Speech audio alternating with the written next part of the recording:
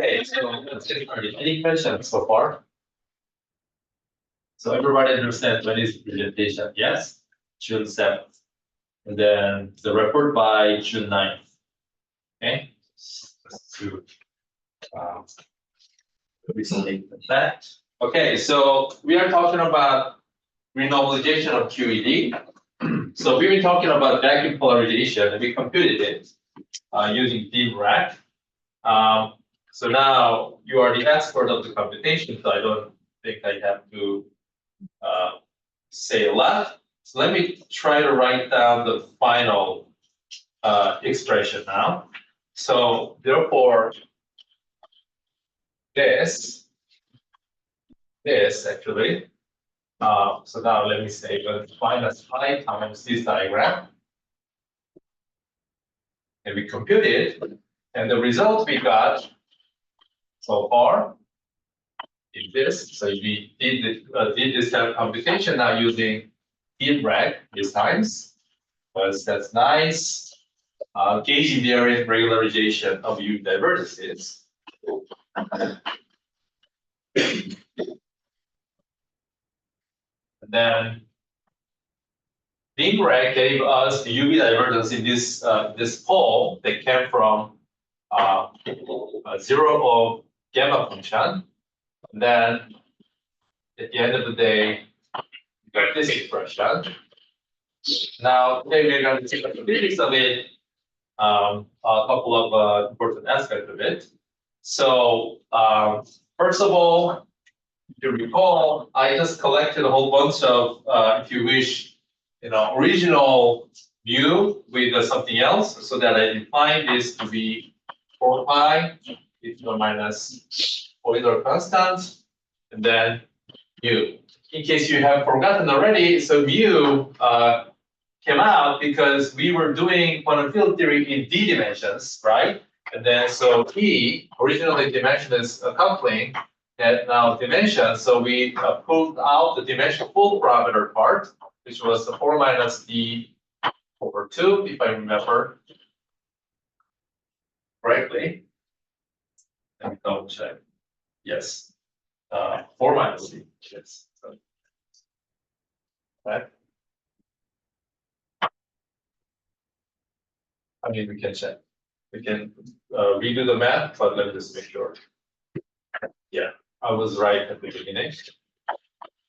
E. So now this is really dimensionless even in arbitrary d dimensions. So that's what we did. But then at the end of the calculation, we got this finite constant, right? By doing DRAC. So we just combine everything together, call it U tilde squared. And then I know last time that this is not a physical, so these numbers are not physical. And the quickest way to see that is that this will never appear if you look at the difference of quantity, which will define slightly more sharply exactly what observable quantity we are talking about. Okay, so therefore it's okay. We can just combine everything together to call whatever you want to call some dimensional parameter.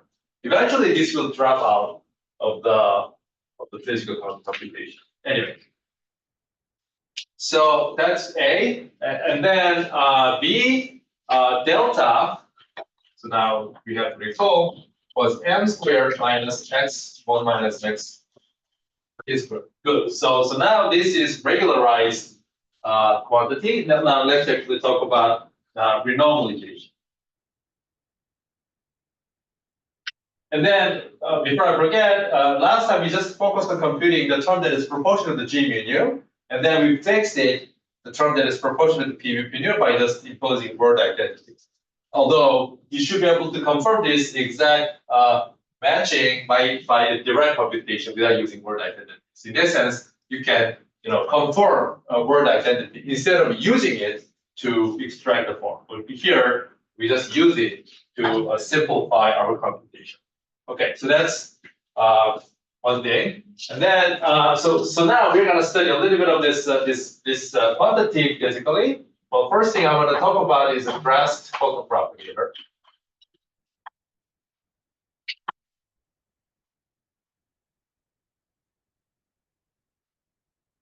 Okay, so at tree level, obviously, there's a photopropagator, and then we have this, or this tree level, like 1 or 0, I don't know how you want to call it.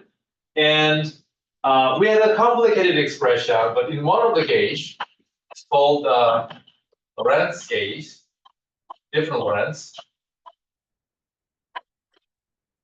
For instance, this is given by I times minus G mu nu, and then plus P mu over P squared. And then there's the usual that's this sitting there. So let me just call this entire expression to be I times some big P mu nu over P squared plus I epsilon. And then this P mu nu is a certain kind of projection operator, right? And A obviously doesn't satisfy this transversality condition. So if you take this big P mu nu and then contract with the momentum, that's 0. So okay, in that sense, it acts as a projection operator. B, you can check explicitly that if you actually look at alpha nu, you get P nu alpha. So it's almost like usual sense of a projection operator, but up to this minus sign. Okay, as you use this product here. If we were really just for a projection operator, if you do it twice, it should have the same effect as if it is doing just a single time. Okay, but here there's a modulo minus sign. Now, what is a dress propagator? Well, the name is if you have this tree-level propagator, and then you start adding radiative corrections or loop corrections, then the entire quantity, we call it a dressed propagator. Okay, it's dressed up with extra loop corrections. Now, it will come out soon, but so in our case, that's going to be I call the full propagator to be this. This is the same as that. Then it will be sum. So it will be sum of the tree, loop, and so on and so forth. But eventually, we're going to have to talk about all this.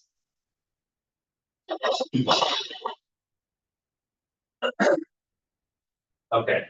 So one thing that is useful to define, okay, so here you see, one thing that is useful to define here, which let me do it,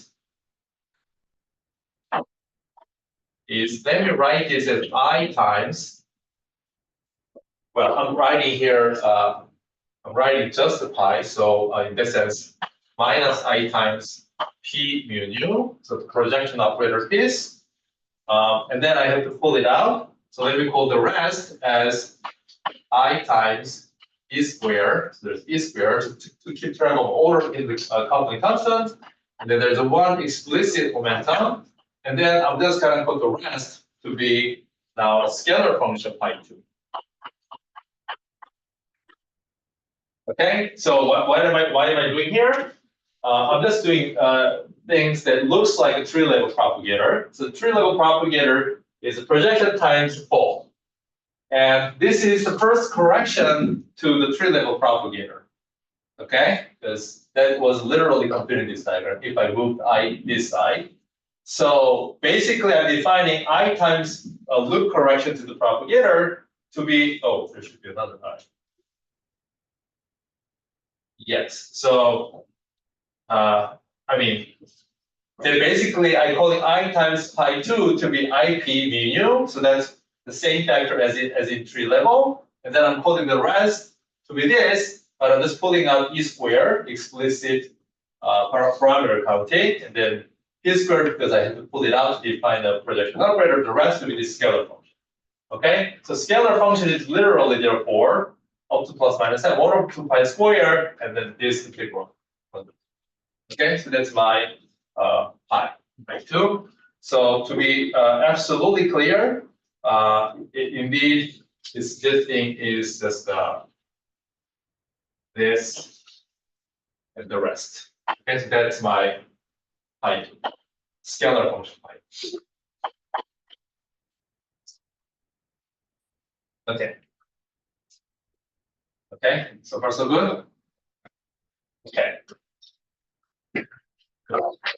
So then, with that, now let's think about this.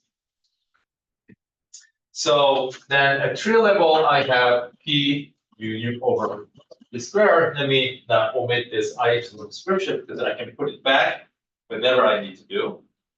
And then there's P mu alpha P squared. And then I will have a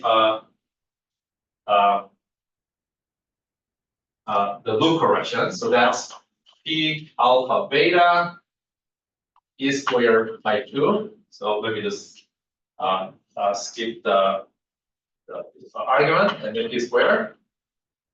And then I have another propagator, which is the P beta nu is good, like this one, like so.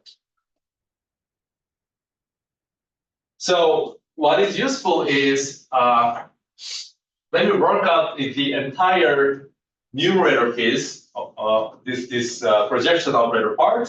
And if you do it, you should get the following answer. So basically, if you do the math, you should get projection over P squared. This is momentum, P squared. And then you should get 1 plus minus E squared by 2. And then therefore it should be minus E squared by 2 squared and so on. Okay, so that should be the answer. And to do so, I just use the fact that the contraction of the T2 projection gives me minus the P. Then since I contract one more time, it gives me back plus original projection operator.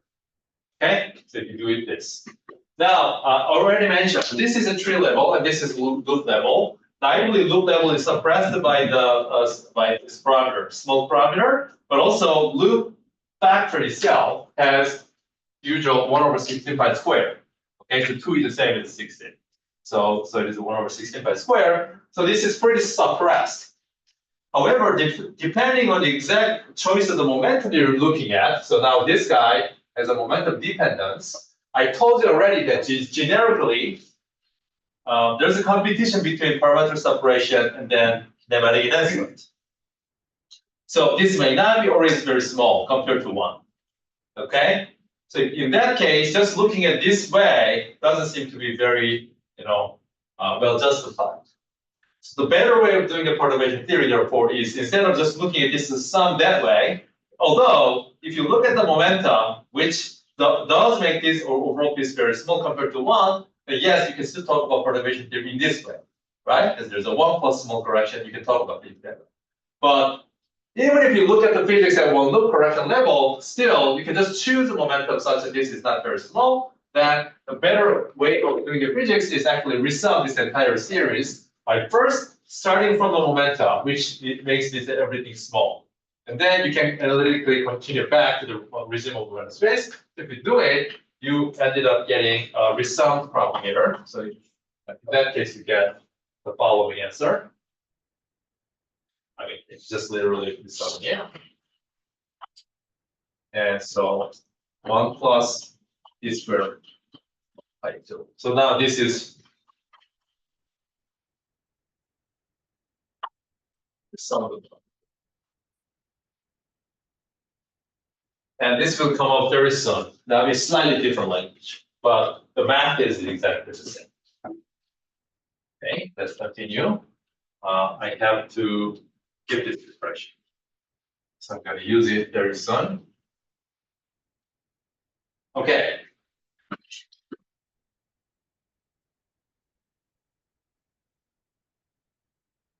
So in a slightly different language, we're going to talk about basically the same object, but slightly different way. Instead of not rest propagator, let's use this object for probing a charge.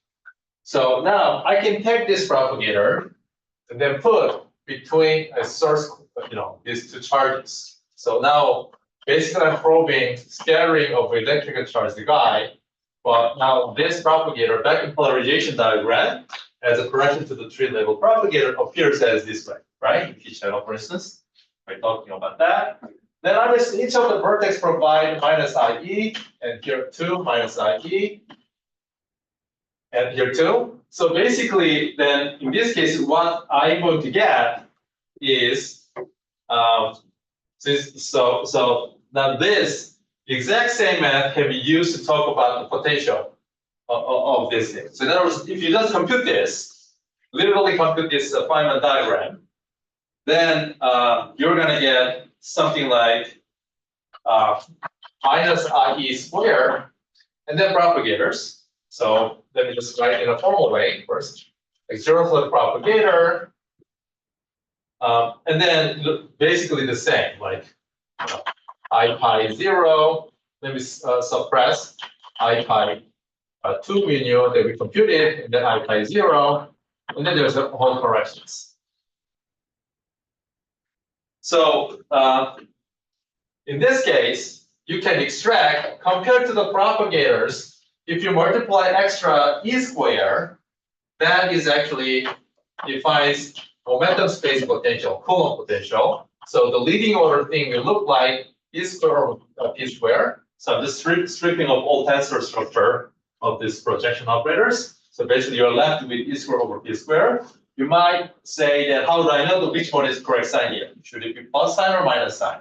And we can fix them momentarily. And then there is a corrections. So the correction is literally the same. So you just forget about that. So if you multiply this object without a projection operator part, E squared, that gives you leading order potential.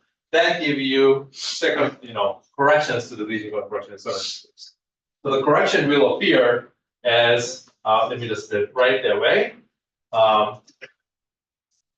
So yeah, so that's the leading order case. And then you're going to have 1 minus E squared pi q.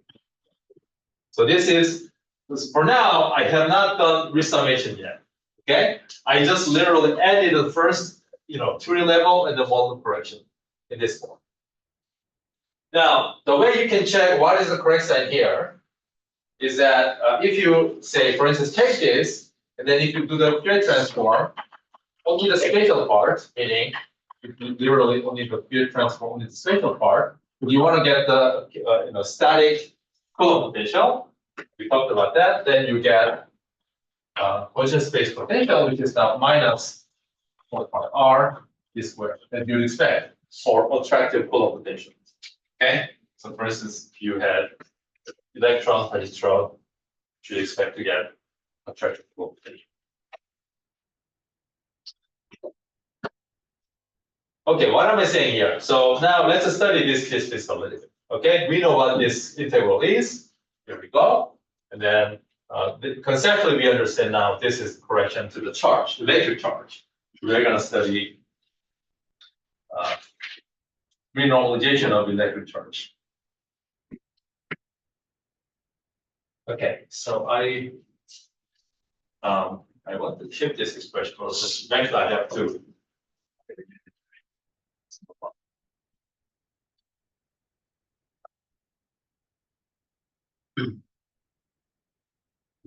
하나 헷갈리는 게 지금 약간 다이어그램 원본처럼 같은 파티클 사이 인터랙션 원본. Well, I haven't specified. Okay, so for instance, if I put like proton like so, as if it is a hydrogen atom, probably distributed then opposite sign. If that is the case. Sorry, what's your question then? 그게 sorry. Yeah. 같은 Okay. No, good. So you can choose your physical situation. Then obviously depending on which sign you have to put there. Then all I'm saying is that from that calculation you can write the matrix element. Then you can extract the potential part. Okay, and then even though you can just do it and then fix it by doing line by line calculation. Here I just did it in a sense that, oh, I know that the potential part therefore should be, corrected the propagator times these charges. And then I just fix the sign based on physics because I know this term of Fourier transform to this form. So that should, with the plus sign, this should correspond to, attractive Coulomb potential between the plus and negative and positive charge. So I can just fix it. Or you can just literally do the computation line by line. Okay, any other question?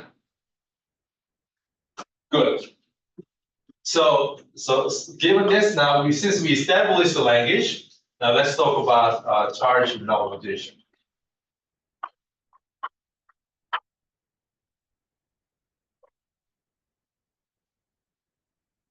Okay, so once again, we're going to do it here on shell conservation theory way. So how do you do? You choose your renormalization condition in terms of observable, it's usual now. So for now, I'm just going to do the following. So in momentum spaces, I'm going to choose as my renormalization condition. This is observable. So better be a finite quantity in terms of this. So just to make sure, just to make it easy to write, let me just multiply everything with a p squared. So I just do that with this. And that is my definition of renormalized charge. And in this case, my renormalization scale is p naught squared.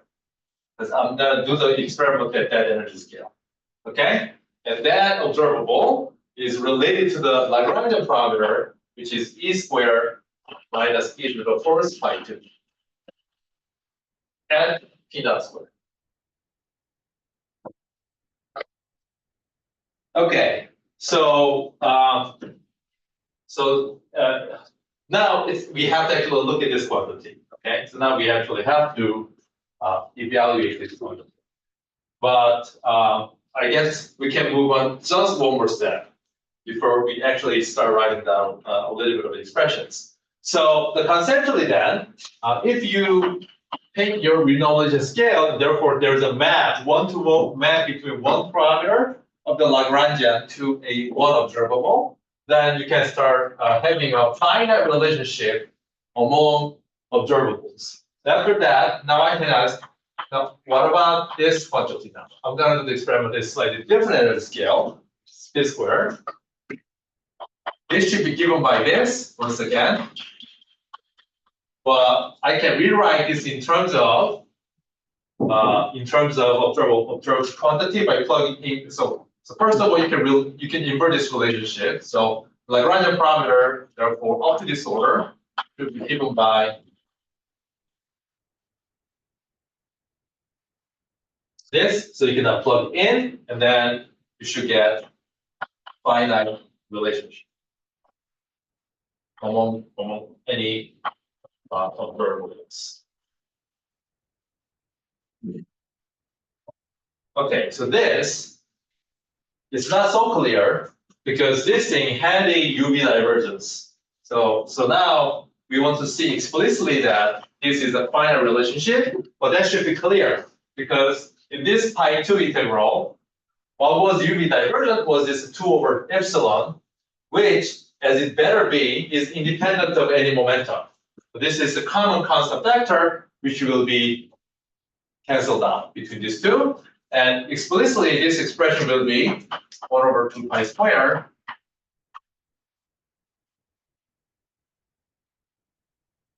And then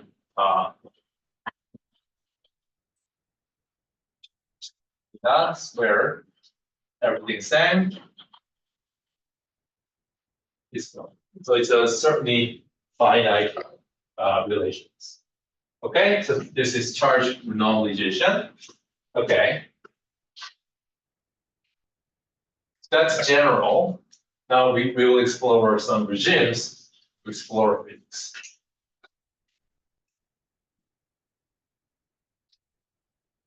By the way, when I write down this, I had in mind the following picture.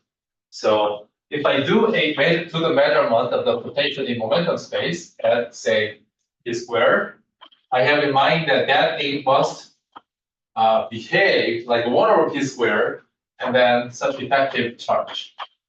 But evaluated as around at that scale. Okay, so I'm just saying that I called the renormalized quantity, this thing, to be my effective charge at that scale. Okay, which makes sense because that is exactly the form that you see at tree level. Okay, and then I'm just going to call it that even at arbitrary low level, the form doesn't change. It's just that this becomes a slightly more complicated expression involving some laws that you see there.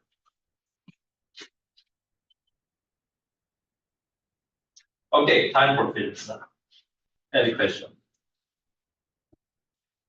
Okay, so now let's explore regimes. Let's first look at small momentum regime. So here, basically, we're looking at the regime where K square is smaller than electron mass scale.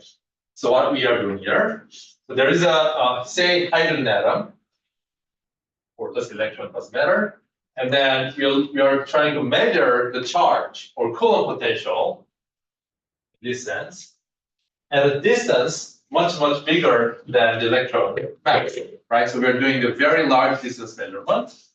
So if we do that, we can get an approximate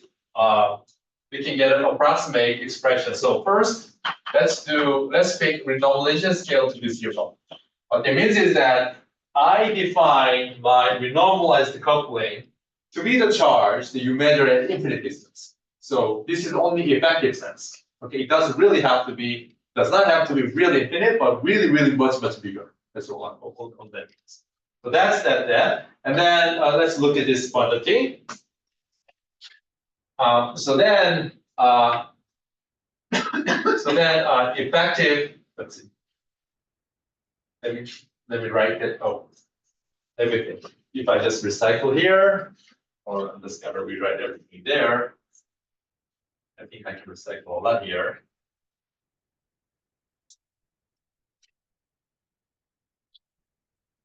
Right. Okay. So then what happens is B squared B this thing. I'm looking at another observable with this choice becomes that over 2 pi square. So since I picked P naught to be 0 here, so that drops out here. Okay. And then I get log of 1 minus x, 1 minus x is term of mx, where this is small parameter. Right? Oh, yes, because I put plus n here. Okay, correct. Okay? So here we are looking at this region, which means that I can expand this, right? So I can just use the fact that 1 plus log x small x behaves like x. Okay, so I can expand it. So this becomes that, and then we can compute it. Meaning basically I'm just taking it out, dx, and then x to the square. So that's some numerical integral, which is simply not log, just that. Okay, so I just literally use that identity to put it out with minus sign down, and this should be 4. And then numerical integral is simple to do, so everything is polynomial, nothing mysterious. So at the end of the day, you should get the following. So if you just finish the calculation,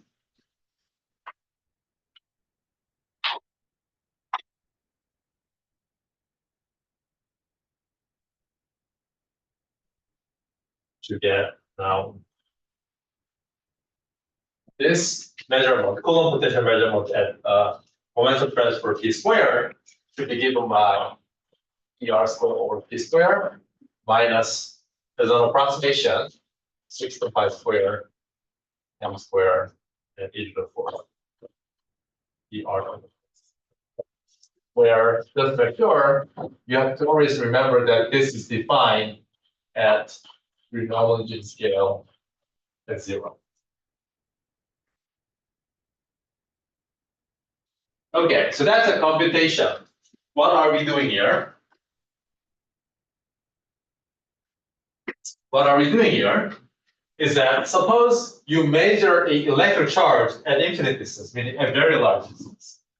Then if the theory that actually describes underlying physics of electromagnetism is QED, then on top of that, you get this correction, which is supposed to be smaller than that. And you see that this is suppressed compared to that by A, this ratio compared to ER squared, which is ER squared over 60 pi squared, which is pretty small. B, there's extra suppression because compared to 1 over p squared, this is suppressed by p squared over m squared. So if I do the measurement, and energy scale, which is much smaller than electron mass, that this is very suppressed correction to that. Okay, there's a name to this, which I don't think I can properly pronunciate this name.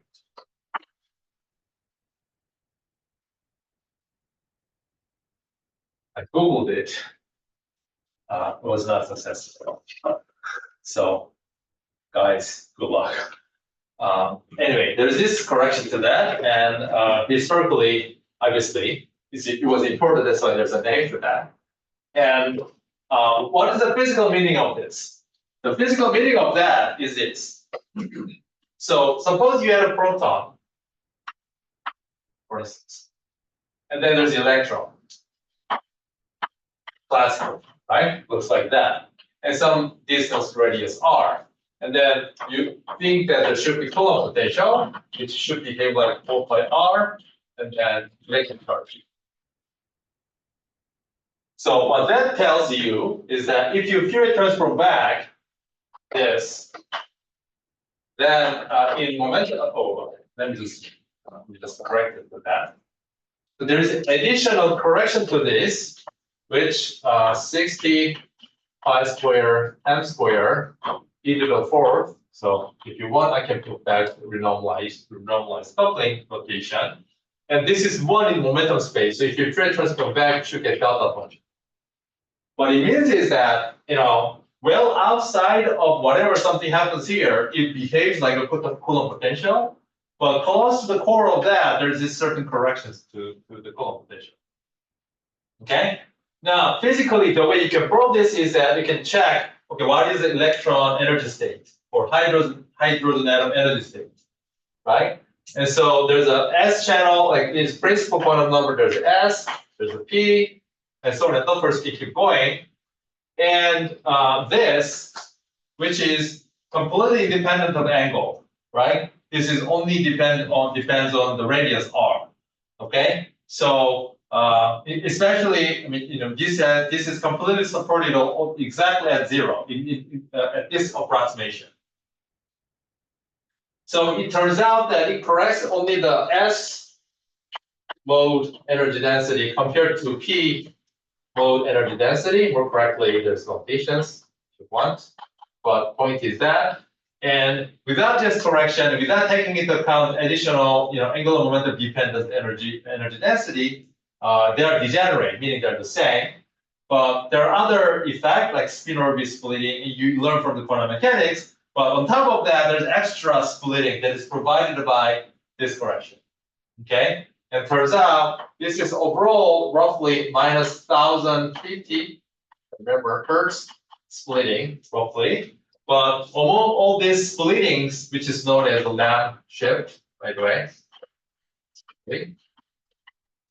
Among all this shift, which has multiple sources to split them, this provides one of those corrections, and this makes roughly 20 some, 28, 27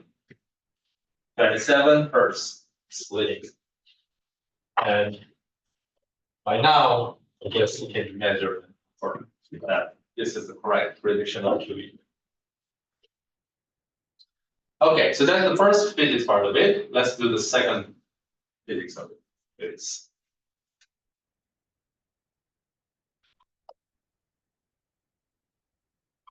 In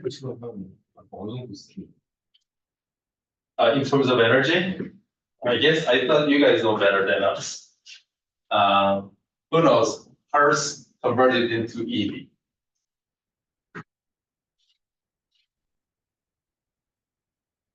We can Google it.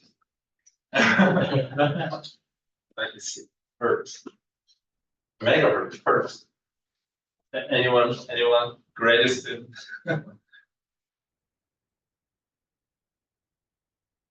Yes, the frequency is like ticking in 1 second. So, right?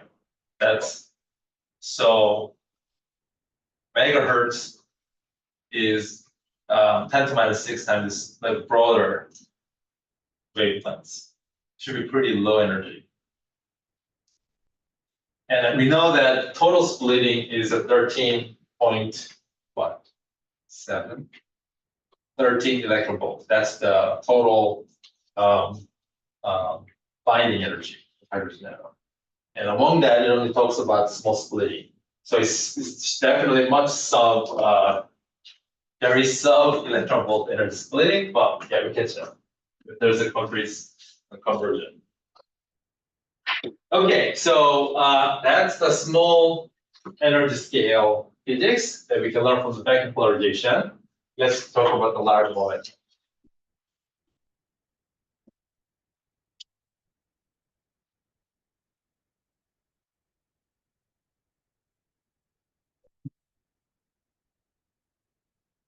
Okay.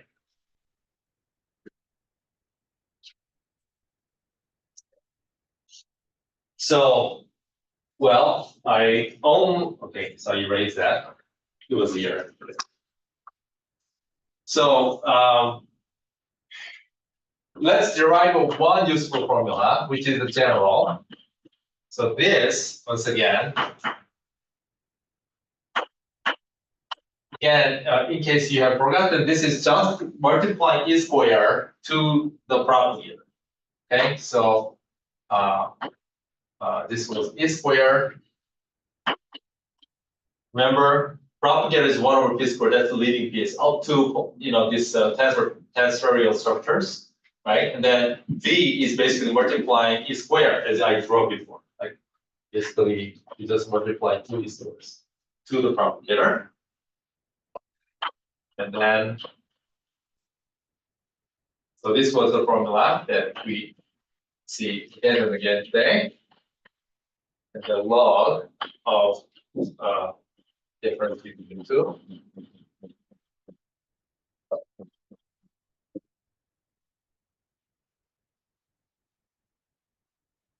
Here I'm writing expression for arbitrary, in this case, unspecified renormalization scale, P naught. Okay? So when I do here, I already picked particular renormalization scale, but here I'm just writing again unspecified RG scale, or renormalization scale.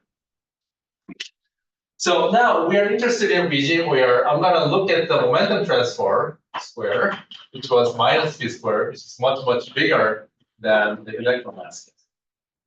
So now we start zooming in very small distance scale compared to the electron count wavelengths. So if you do that, then you can derive one useful formula. So instead of evaluating this expression, suppose I consider two such very high energy scale, Q1, Q2. So I'm just going to take Q1 and Q2. Both of them are much, much bigger than the electron mass scale. So I'm going to evaluate the difference between the two. So we will do a measurement of two different energy scale. Both of them are much bigger than the electron mass scale, like so. Okay. So for this expression, we have not made any approximation so far. So now it's going to happen, but still, I'm going to write the exact expression first, and then I will do the approximation. So 2 pi squared.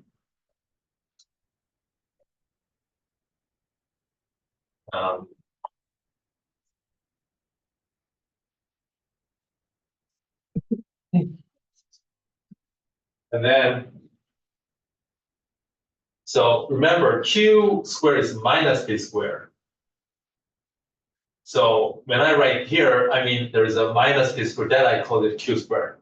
Okay, so there's overall minus sign flipped.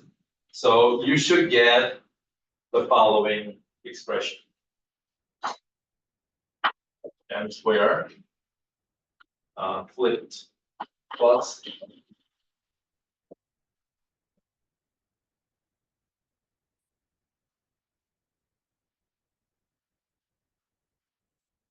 So if you compute it carefully, by carefully I mean just keeping track of sign properly, you should get this. So Q1 appears first, Q2 appears later, second, but Q2 appears in the top, the argument of log.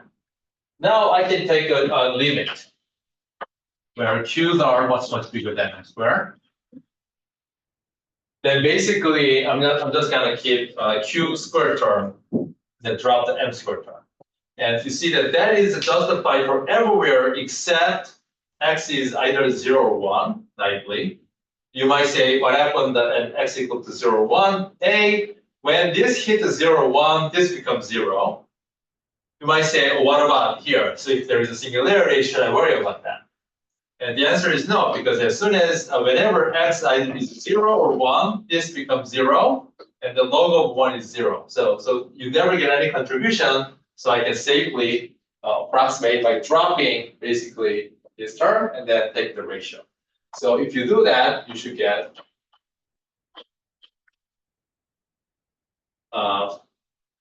times basically of integral x1 minus x, then log Q2 squared over 1.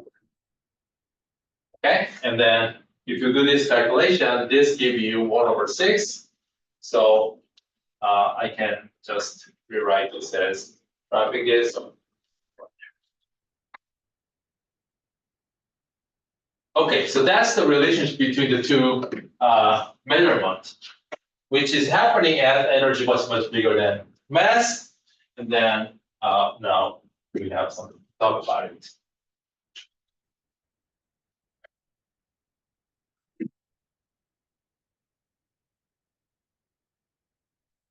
Questions so far? Yes. Is that integral doable by hand without any approximation? This or this? Yes. This? That won't. Yes. Yes, it is a doable. So first of all, you can split into two integrals. So basically, you need to know how to do this sort of integral, right? Since this is difference of the log of that minus log of the other. So the only thing you need to know is how to do the log of that integral, minus of that. And it's art of integration by parts. But you have to do many times. And you probably have to make a change variable maybe 3 times or something like that. Okay, or type it in the Mathematica and then fingers crossed. But I suggest you do it, and you should be able to do it. Okay. Yes, and at least recently I checked. Yeah, this without that and that. I mean, having this doesn't actually give you any subtlety. So for arbitrary list, you define a change of variable so that everything can be written as basically some new parameter x a plus new parameter x square root b, that sort of thing. Without a constant term, we can do that. And then such an integral can be done. Okay, so anyway, what we are doing now, again, we use the vacuum polarization to prove very high energy very high energy measurements, and then the difference of two measurements is related by that expression. And we're going to explore the meaning of that expression. Any question? Yes. It should be up taller than the Oh, good. So the question is, okay, I'm taking very high energy, and you're asking it should be less than cutoff scale. If there's a cutoff, and we're going to talk about there must be cutoff.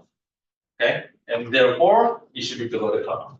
So first, let's discover the cutoff by checking inconsistency. So again, we're going to define this effective charge. Okay, so here, the previous slide did not write, but Q square, this is effective charge.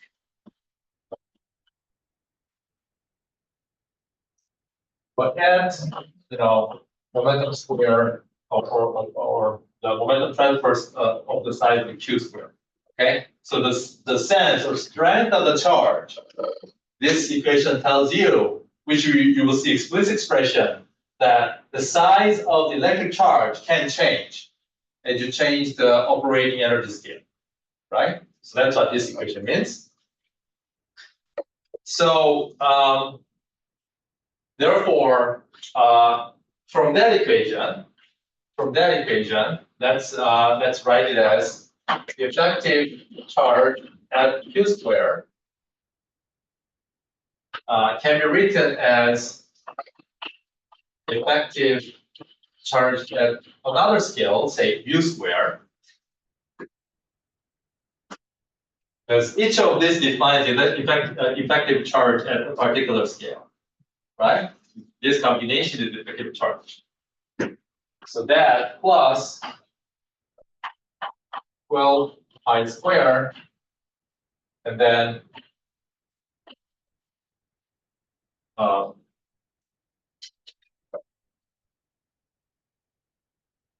so there's a little bit of subtlety here, but let me explain. Let me write the equation and let me explain. So be careful, you will use subtlety. For now, let me write and then explain.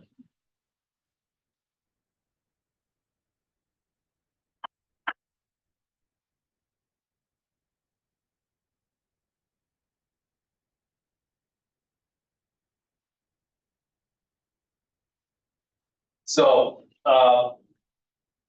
what am I saying here? So here where the renormalized coupling is defined as minus Q squared T. So I say I renormalize the QED, vacuum polarization, and energy scale, electromass scale. And doing so, I define my renormalized coupling. Then writing another coupling, effective coupling in Q, which is much bigger than M, which is supposed to be this. And that is not exactly correct though. So let me say it. So this is a general expression, right? This is just a general expression. We computed it. And this is true for any renormalization scale, P naught. Okay? Now, you can check that this is general. Suppose I pick a energy scale P squared to be same as renormalization scale P naught, then this becomes 0, and so effective charge same as renormalized charge. Okay? So this expression is general. Now, when I derive this expression, I assume that I'm going to zoom into the Q's much bigger than RG scale, renormalization scale. Okay, so this is so far exact, but when I try to write this equation, so one for the effective charge, the other, in principle, another effective charge, but I decide to pick that to be a renormalized current or charge at the electromass scale. So I cannot take, what I'm trying to say is that, say I take this to be my effective charge. This is my second effective charge measured at different scale, but I'm not allowed to take the second Q2 all the way down to the electromass. Because by definition, I evaluate this quantity with this approximation. So this equation is as if I took this expression and I took the second scale all the way down to the electromass, which I'm not supposed to do so, but I have done it. And so there's in fact, if you actually compute it, just starting from this, you can just check it. There is also some pure numerical number to the fourth. That's sort of term, additional, if you do it. So what I'm saying here is that if you actually do it carefully, starting from the general definition, first define renormalized coupling at P naught equal to P naught squared equal to M squared. And then you actually look at the difference between these two, one with arbitrarily large Q, the other with actually M squared. Then the difference between the extra term you get because of that issue is just this. The key point here is that this is Q squared independent, which means that correction doesn't change even if you change the energy scale. Okay, so the entire energy scale controlling, energy dependent change of electric charge is uniquely fixed by this term. Okay. Only there's this some unhappy looking weird term. Well, that's just the constant. Okay, now let's actually start talking about physics from this expression. So A. You see that this increases as Q squared increases, right? So if you start putting more and more energy to the measurement, then you start probing larger and larger effective electric charge. Okay, physically, the reason is because if you have some electric charge, okay, say you had a big, this is different. The problem is in physics, other than Q, what else are you going to use to say it's charge? I'm totally biased. Okay, good. So say you had a charge, and then if you start measuring it super long distance, then as you know, you can pop out plus minus depending on charge, but all this thing, you have seen this sort of picture, right? So there's a screening effect. So there's a screening, and then you ended up seeing smaller charges. But as you're putting more and more energy, there's a less and less of this screening effect happens. At some point, you start seeing much bigger electric charge. So that's effectively what it's capturing. But even if we forget about this physical picture, this formula, as a prediction of the theory, tells me that it increases as energy, but only, in this case, logarithmically.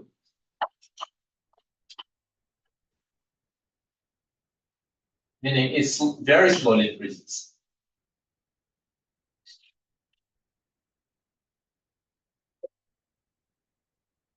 Okay. But that has a very important effect. Very important effect. And so this side is incredibly important.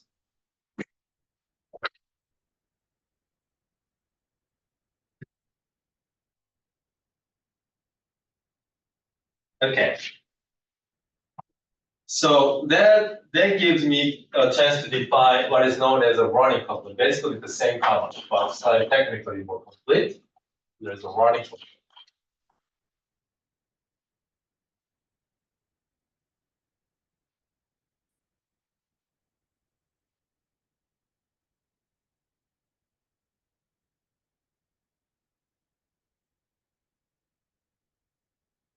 So good. So looking at this, then you might say,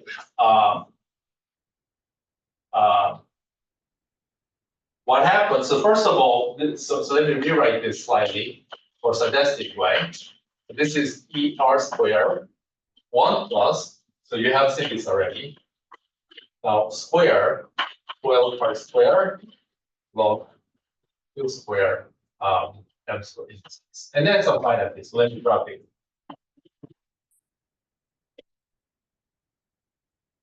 So this is, we talked about, this is a parametric suppression.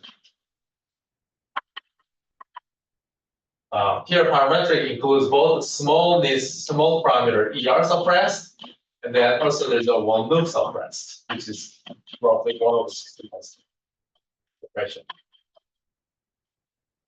So to the extent that the second term is much smaller than 1, that's how you justify this computation, perturbation theory computation. Now, here, in principle, you can get this enhancement. So previously, I called it a kinematic enhancement. Here, it can come from large log enhancement. Okay, so in other words, if you start looking at a measurement at really large Q, okay, really high energy measurement, even if this is a log, at some point this will be large enough that you may expect that it can compensate this smallness of it. Okay, so at very large Q. How large? Such that if this supposed to be a perturbative correction is of the order of the leading order term, which is 1 in this case. So let's just work it out.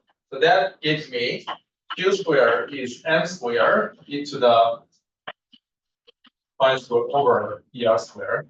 So compared to the electron mass scale, if you go to energy scale of the order of this formula, so if you evaluate that, for instance, so use electron mass is roughly 0.5 MeV, and then there's alpha, which is defined to be renormalized alpha, square of your charge divided by 4 pi, that is 137, measured at around the electron mass scale.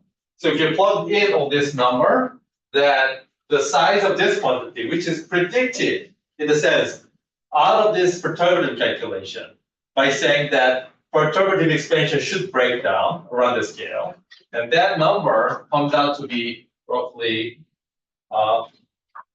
10 to the 280 MeV. Okay, so that's like crazy, a big number, well beyond the Planck scale, for instance. But anyway, it's a number. So as a quantum field theory, what we can say about this phenomena is that you might say, oh, who cares? We will never get there, right?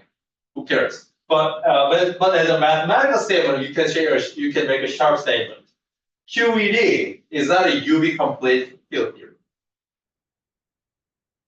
As a mathematical statement, you cannot take this theory and then extrapolate arbitrarily to the larger scale. At some point, there's a sharp scale, right, around which perturbation theory breaks down. Okay, and that is the same statement as that.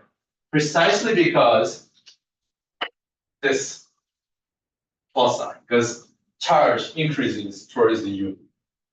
And UV completeness is important because usually the way we want to set up the game is that you want to define your theory as a mathematically well-defined theory as some ultimate UV scale.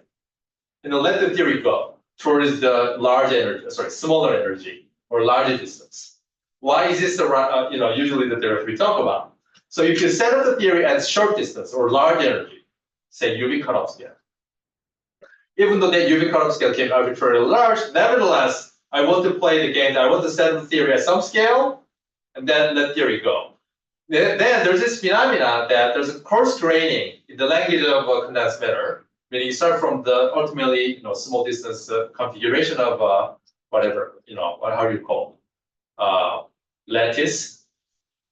And then you start doing the coarse graining. You start getting an effective field theory, mean field theory, and so on and so forth.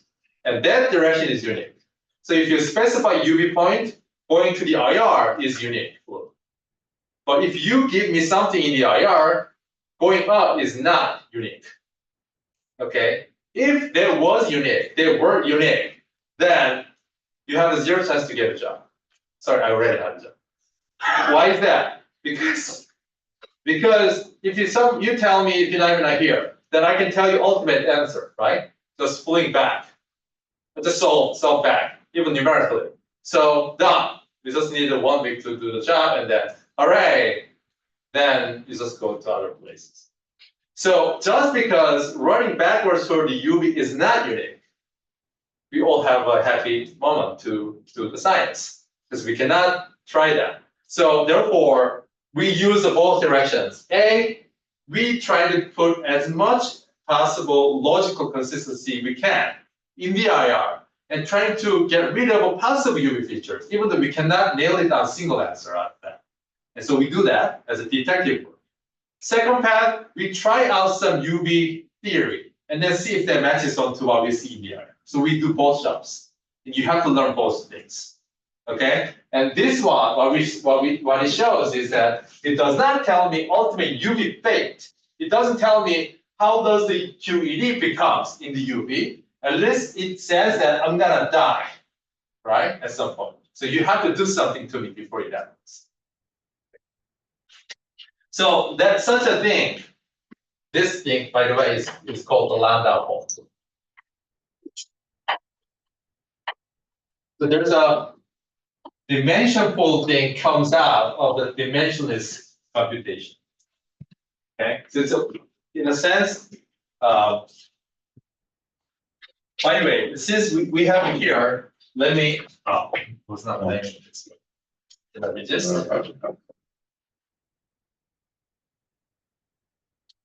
So this is what happens in QED.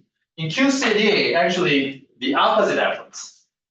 So if you do the same thing in QCD, so this is twice QCD. Not gonna do the proper QCD, but suppose somebody had me that there is this, instead of calling E, let me call G, so effective coupling G. Somebody gave me effective coupling G at scale Q, what is given by some G value minus, in this case, and then G to the fourth 16 pi squared. Let me not be very careful. And normally this. Suppose somebody handed me this equation, and the only difference, roughly speaking, of the factors of 3 and 4, whatever, the only difference between those two is this minus sign. Okay, so QED is infrared free. Because it becomes strongly coupled in the UV, that means that it is weakly coupled in the IR. If you go to the deepest IR, it becomes free, meaning the coupling constant becomes 0. This is free theory. So if somebody had me the exact same calculation for some different system, who didn't tell you exactly what system he computed, but he just told you the answer. The only difference, qualitative difference in this case, is this minus sign. So this now signals, instead of IR free, this signals is UV free, right? Because the coupling constant becomes weaker as you go to the higher energy, because it just becomes it decreases the UV. So in fact, it's called asymptotically free theory. Asymptotically means asymptotically deep UV free theory.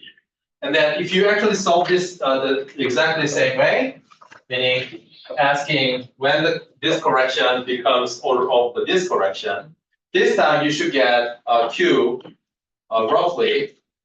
Now suppose I renormalize. Now let's take the renormalization scale U to be UV tunnels.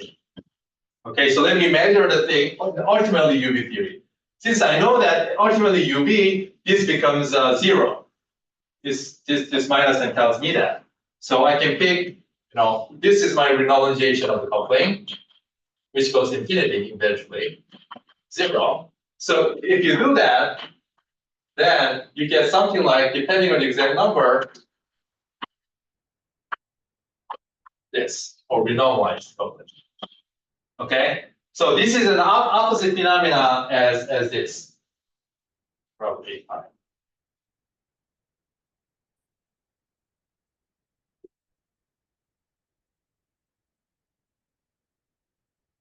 I'm debating it's a yes. No, it should be a square. That shouldn't change. Okay. So what's the difference? Basically, here there is a scale that everything breaks down in the UV in the theory, which is IR free. In a theory which is IR UV free or asymptotically free, instead, this theory is UV complete, meaning you can define this theory for arbitrarily large scale because that becomes free theory. Okay. And it's totally perturbative, you know what to talk about. Instead, there's interesting happens because coupling becomes strong and strong in the IR, smaller energy. At some point, it becomes so strong that it predicts a dynamical scale where this becomes completely strongly coupled, and then you lose the perturbativity control. And this phenomenon is called dimensional transformation.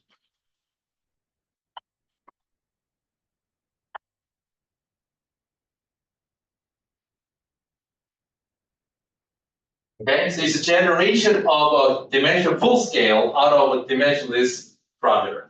So at that scale, you don't anymore have a notion of a dimensionless coupling constant. The only thing you have is that there's a trait. You're only dealing with a dimension full scale that is given up anew by the theory. Okay, so that's called, this is opposite phenomena as that. All right, so let's keep moving.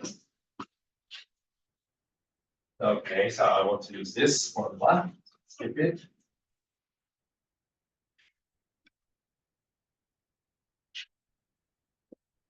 Good. Now, on the other hand, when that happens, you might ask again whether there's any improvement that you can think of, you can imagine that you can do better than just doing this. What I mean by that, this picture I draw several times is like you just look at this plus that, right? And you just measure it. And then if you start putting a lot of energy there, you see that there's naive perturbation theory breaks down. And then I told you in that case, there's still a little bit of an improvement you can do. It's called the improved perturbation theory. You can start summing all those diagrams. So you can resum it. Okay? So I already have shown you the resummation for propagators. And let's use that to improve this.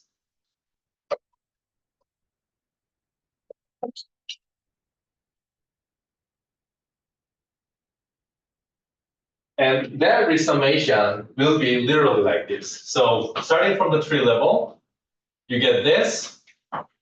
If you only add a single loop, you do a two loop, it's going to be square of this, the entire factor.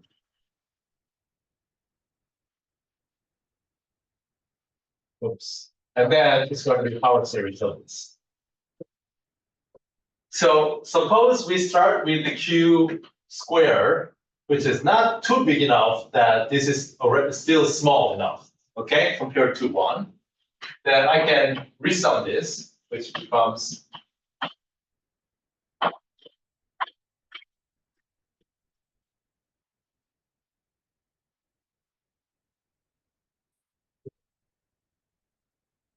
so large log has resum. So this is there was a question last time that what happens if log becomes large. This is the example where if log is big, you can resum this way, and then you have a resum formula. Now you might say, "Wow, this is crazy because now this is like e to the 4th." You might say, "Let me clarify one thing." Right, so this is e to the e square, which is leading order, and that thing is e to the 4th, and this thing is e to the 6th, and so on and so forth. So you might say, have I computed my quantum field theory up to arbitrary high order? Because you see the terms that has a very high order powers in E, right? But this is not. So suppose you have a QFT, okay? And then you look at some particular observable, and then suppose there is a e to the square order, and then there is an e to the 4th order diagrams, okay? So for instance here, what you can have here is, example is this. So compared to the e square, this is the 2nd order, right? That's what I'm saying. If you are confused by notation, then you just fix it. So what I mean is like there's a 1 e squared. That's what I mean. And then e to the 4th, you might say, okay, so this is certainly e to the 4th. But what about this? This is also e to the 4th. Okay? And what about what else? I mean, there can be many different ways of doing it. You can think about it. But then what about if I go to e to the 6th? So again, I can have this. But you can say, what about having one of that and then just that? That's also e to the 6th. But I can also think about genuine e to the 6th diagram, like this. Okay? And so on and so forth. So the resummation is not actually doing perturbation theory to arbitrary high order. It's not. But it's summing a certain class of diagrams summed over. So when I wanted to understand perturbative correction of a single diagram very well, resummation is summing a column, a particular section of the diagram, which provided improved perturbation theory for that particular diagram at one loop order. Okay?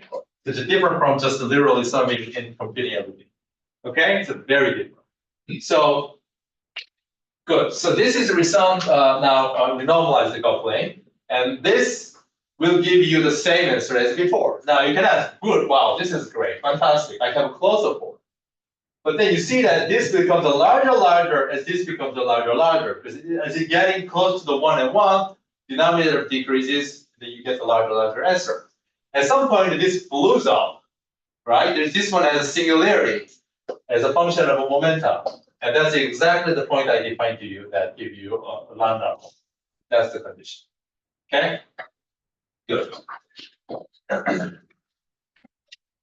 Okay, so from this, we can now even talk about a baby version of a renormalization group. So let me do finish.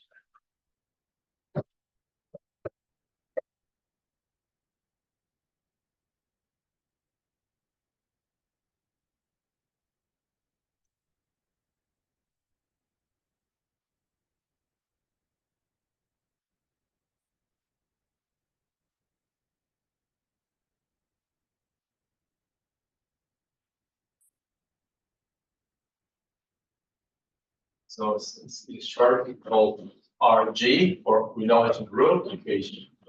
RG. So to see that, let's just invert this equation. So if you take 1 over that equation, that gives me 1 over E effective Q squared is equal to, if I do that, that gives me E to the R squared minus 1 over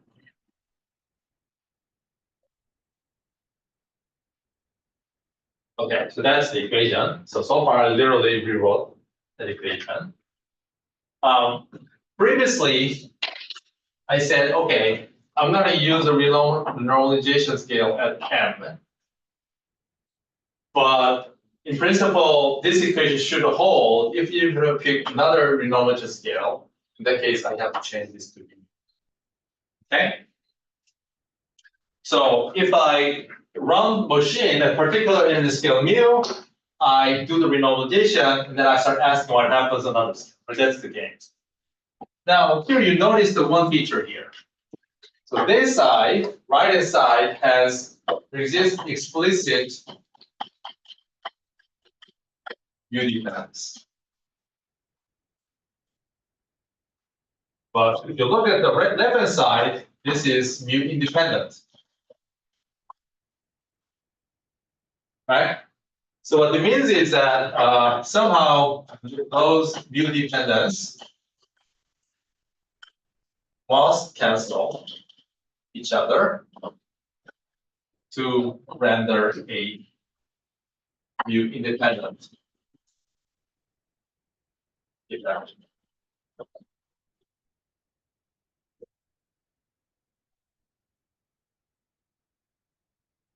So what it means is that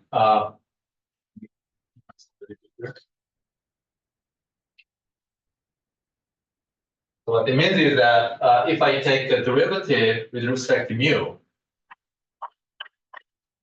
I should get the following answer. So left-hand side is 0, which is independent. And the first term gives me minus square that thing, so ER to the fourth. And then derivative of that thing, so P 2 times ER, and then P over d mu. So that's the first term. And then the second term gives me 2 over 2 pi squared over mu. Okay, so let me collect it. Mu times E over d mu of, in this case, coupling constant, which changes as a scale mu, should be equal to, in this theory, QED.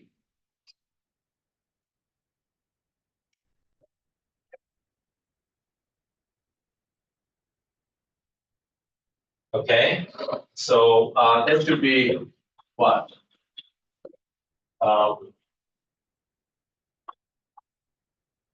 E R Q.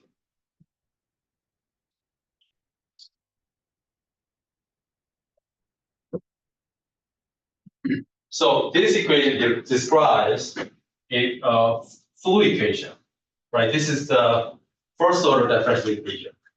Okay, this is what is it called technically in that sense.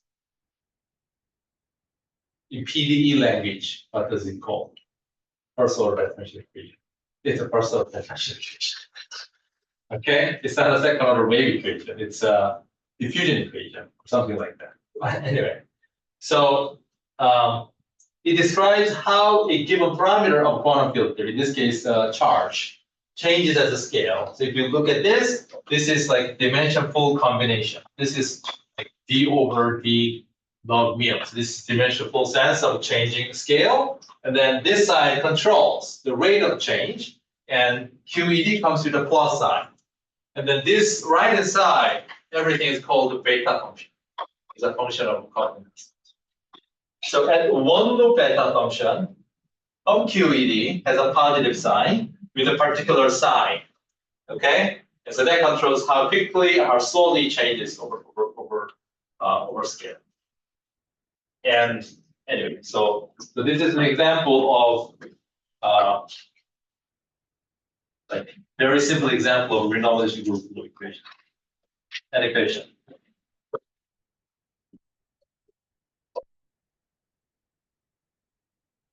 Okay, good. You could have derived this by solving this equation, obviously, because I constructed it from this solution. Okay, so this is a certainly solution. Okay.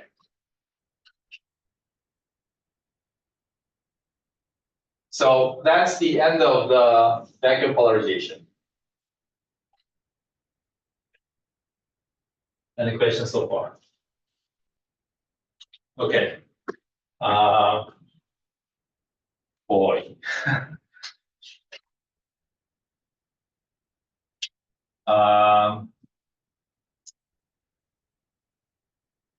What is the schedule like today? Like, can I take 10 more minutes? 15 more minutes? Is that okay? If you want, we can. Yes. And okay, so here is roughly the plan. So I think after this there are 3 lectures left, or 4, I forget. As one of the day is like holiday, so not the holiday. So the goal I have is to finish the vertex renormalization. So here's organization.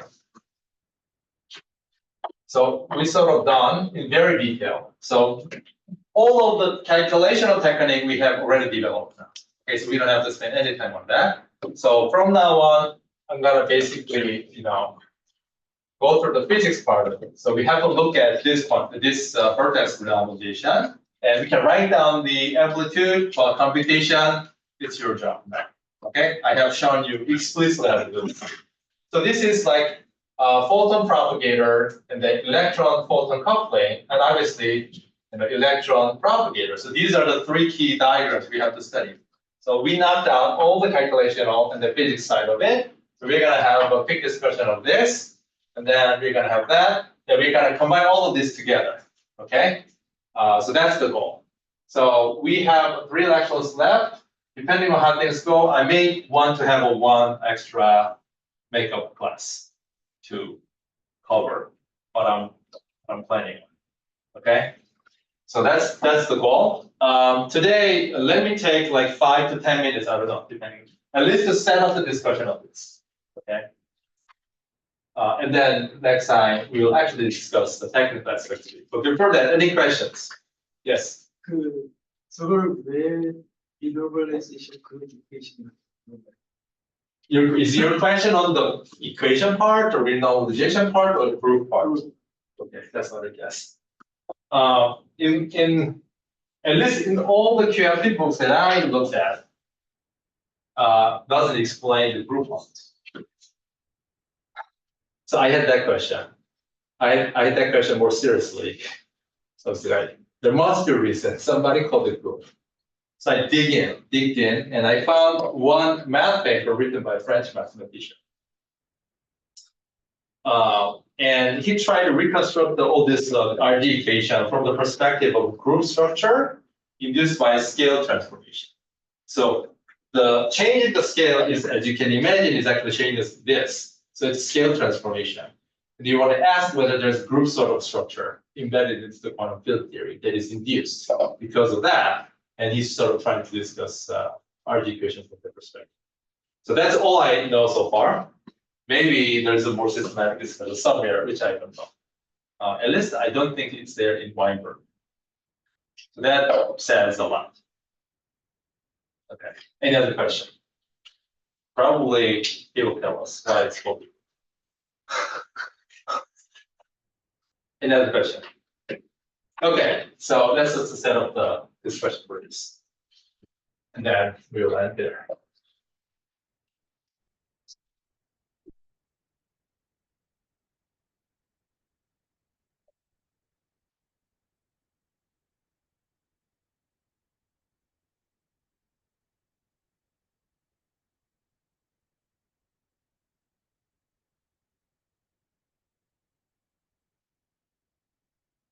Okay, so therefore, the next thing we want to talk about is this. So it's a vertex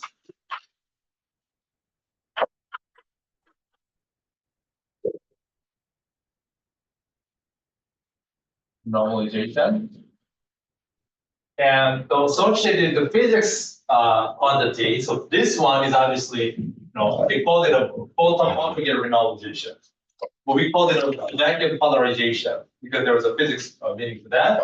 This one is related to what is known as anomalous magnetic moments.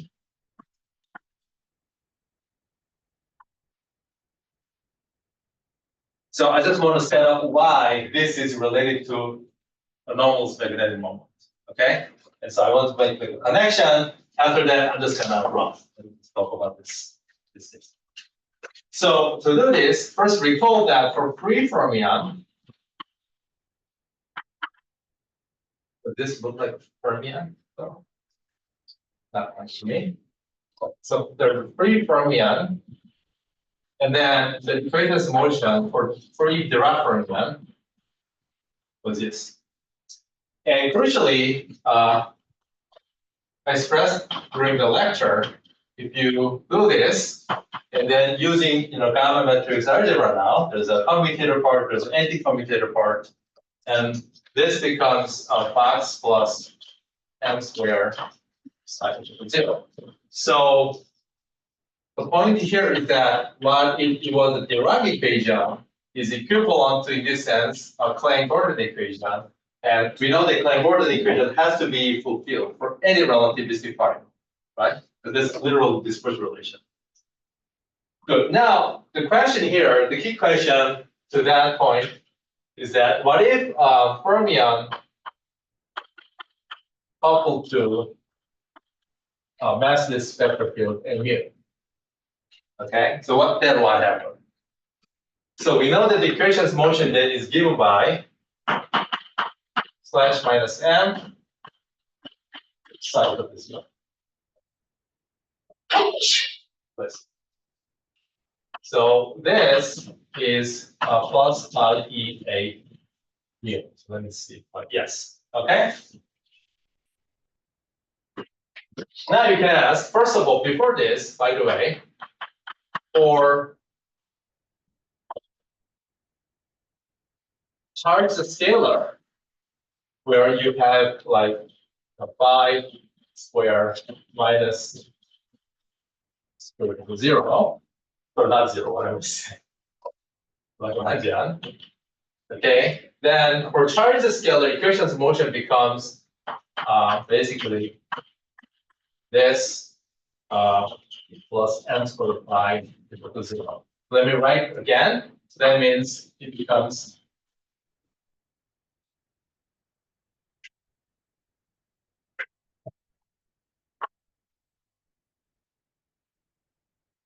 up to minus. but the point is not that. So anyway, so for charge scalar, this is the equation of motion. You will get. Did I write it down?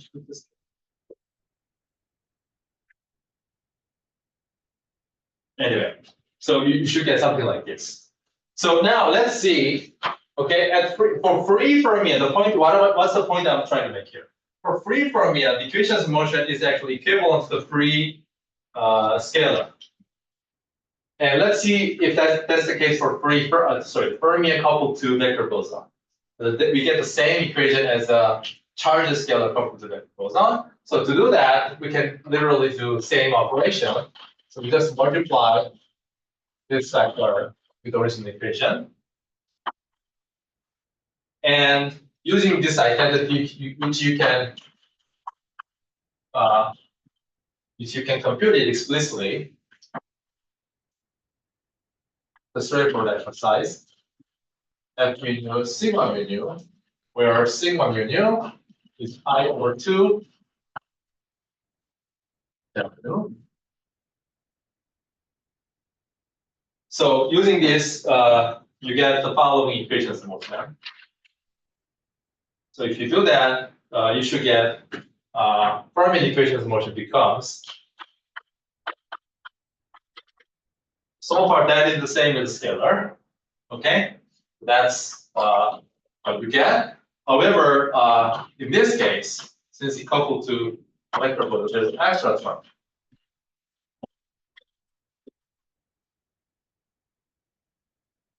So here, one point is that fermion coupled to vector boson has extra term in the equations of motion compared to that of scalar, for instance. Okay, and it couples to F mu nu. And then you might say, physically, what does that mean? First of all, okay, physically, what does that mean? So in order to understand the physics meaning of this extra term compared to the scalar that you get, you know that the Lorentz generator for Dirac fermion, we discussed this at length and length. So Lorentz generator for that acts on the Dirac fermion. This is I'm taking just the massive electrons. So we are talking about Dirac fermion, which I forget if I wrote it as S mu nu or sigma mu nu, but that is given by 1/2 sigma mu nu probably this is that. So okay, so that's the first step. Oh, that's I without I. Okay, so that's Lorentz generator, and you see this is there's a Lorentz generator contracted with F mu. Okay, and we can write it explicitly. So first of all, in Weyl representation of gamma matrices, like gamma mu is given by sigma bar, we talk about this. So in Weyl representation, ij component of that thing is ijk sigma k 0 0 sigma k. So we're going to decompose this into ij component and then 0i component. Okay, so I'm just doing decomposition, and then s 0i on the other hand is given by minus I over 2 sigma I minus sigma. Likewise, Fij is epsilon ijk bk. Depending on the convention, there might be minus sign. Let me make sure. Yes, there's minus sign. And then here, F0i is Ei. So now you can just literally plug in all this expression here, see what is this in terms of electric and magnetic field, and then sigma matrices. So now what we are trying to do here is that, hey, we just literally derive the equations of motion of Dirac fermion coupled to photon. There's extra term. We are just trying to understand the physical meaning of that extra term.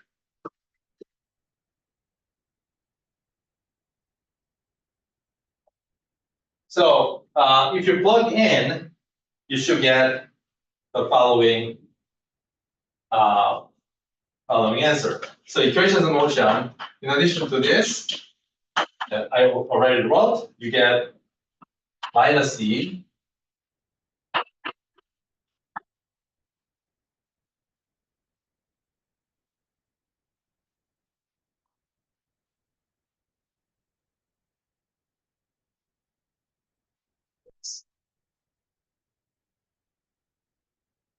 Okay, so far, just calculation, okay? No brainer, just compute it. Now, let's now try to understand the physics meaning of this. So physics meaning of that is roughly, that means there's a B coupled to sigma of the fermion, right? Remember, sigma is a spin generator of the fermion. So it describes this. So in other words, to the extent that the fermion, in this case electron, for instance, carries a spin, which provide magnetic dipole moment, and then it can couple to magnetic field. Remember, magnetic field can couple, just like electric field can couple to charge, magnetic field can couple to its source, which in this case, dipole moment, magnetic dipole moment. Okay? So this describes, therefore, that particular instance of interaction between the background electromagnetic field and then spin of the fermion carrying. And now you understand why this term was not there for scalar, because the spin is 0. Okay, there's no that thing. And on the other hand, this is not what's really describing, electric dipole moment. This might say electric times spin, but this particular combination you needed to have so that you can have a manifest Lorentz invariant form. So as you know, if you boost this, it can turn into electric field, vice versa. So in order to have a Lorentz invariant combination, just having this would not be Lorentz invariant, and that's random. So this is really describing this interaction. Now I'm ready to introduce the notion of magnetic moment here, and then I'll be done with that. Okay, let me just erase the code.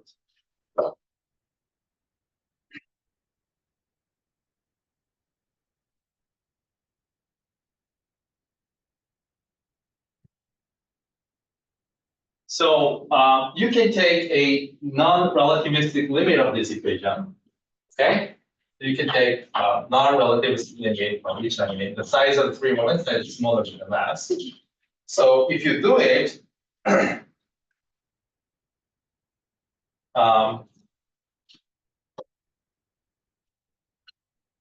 yes, if you do it, you're gonna get the following equation. Let's keep that. Okay, so if you do it, you should get the following equation.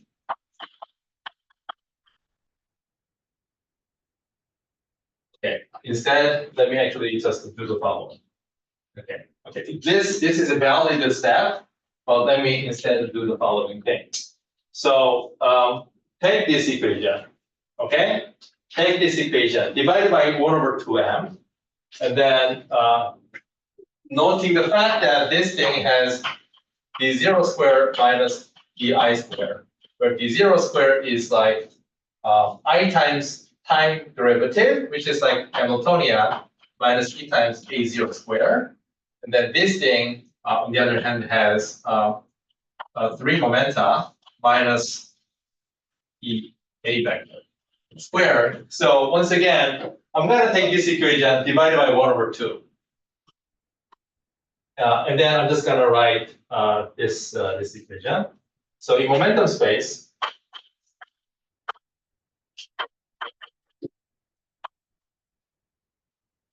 so that equation divided by 2 can be written as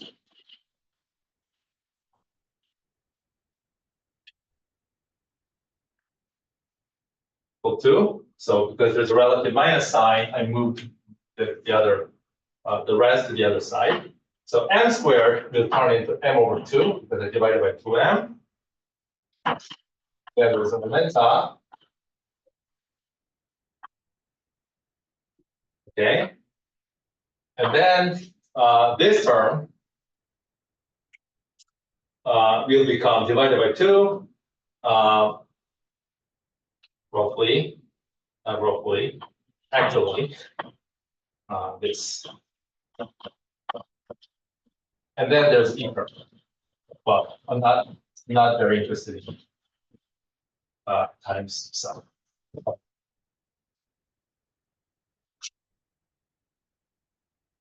Okay, so what have I done? Dirac equation, and then I evaluate the expression in the Weyl representation, and then I just rewrote in momentum space divided by 2m.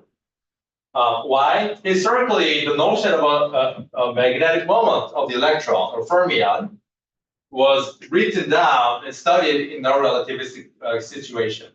Okay, so we sort of write it. This is a relativistic expression, but we wrote it so that this is like non-relativistic Hamiltonian-looking expression, right? This is like p squared over 2m. Okay, in that expression, if you write that Schrödinger equation in the presence of external momenta, it has this form. And historically, this particular combination is written as a mu sub b for Bohr magneton. What is the exact name? Yeah, Bohr magneton. Sorry.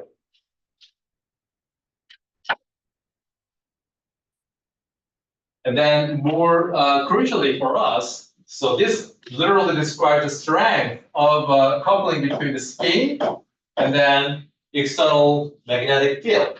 And then it's controlled by this. So this we would call a G parameter.